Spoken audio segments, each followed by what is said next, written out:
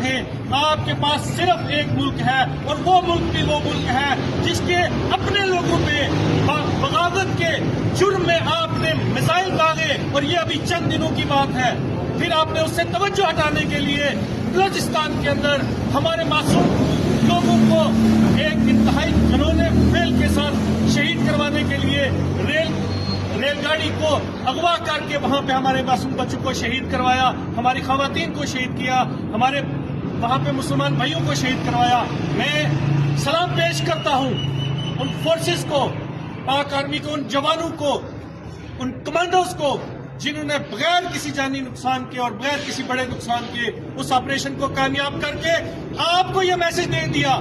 کہ ہم موت سے ڈرنے والے نہیں, شہادت تو ہماری مطلوب و مقصود ہے. موت سے تو آپ خوف کھاتے ہیں, ہم کب موت سے خوف کھاتے ہیں؟